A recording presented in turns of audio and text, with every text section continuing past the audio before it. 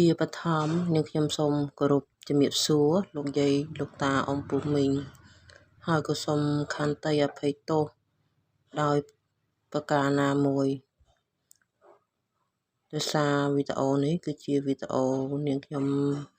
រៀនធម៌ដោយខ្លួនឯងហើយក៏ថតចែកជូនពុកម៉ែបងប្អូនលោកតាយាយដែលមានបំណងចង់រៀនធម៌មករៀនជាមួយនាងខ្ញុំចាហើយថ្ងៃនេះនាងខ្ញុំលើកយកធម៌ដែលជាខ្ញុំសាងមករៀនសូត្រចាសូមលោកយាយលោកតារៀនសូត្រជាមួយនឹងខ្ញុំទាំងអស់គ្នាដែលជាខ្ញុំសាងសំឥតសំអាងអោនកាយវាចាសូមសុខសោភារួចពីទុក្ខាឆ្លងដល់ត្រយមហាពូគឺនិព្វានគ្រប់ជាន់គ្រប់ជាតិកុំឲ្យខ្ញុំឃ្លាតពីសិរនឹងទានគុំនិតខ្ញុំកើតកំណើតខ្ញុំមានមគ្គផលជាស្ពានដល់ឋានថ្លៃថ្លាខ្ញុំជូនមគ្គផលចំពោះទៅដល់មាតាបិតាគុណគ្រូឧបជាយាចាគុណញាតិកា7សន្តានជីដូនជីតារស់នៅក្តីណាលោកម្ចាស់ចែកឋាន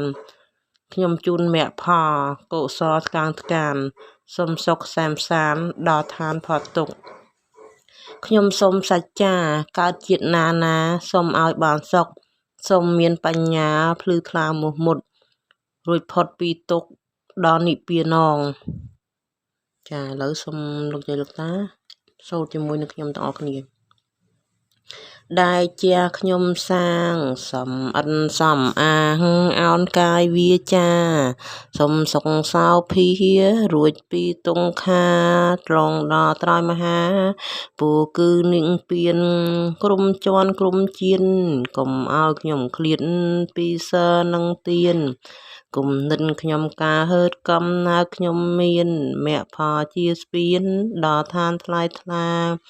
ខ្ញុំជូនមគ្គផលចំពួងទៅដល់មាតាបិតាគុណគ្រូឧបជាយាចា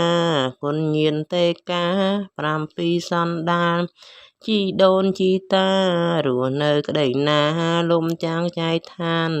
ខ្ញុំជូនមគ្គផលកុសលថ្កើងថ្កានសូមសង្សែមសានដល់ឋានផុនទុង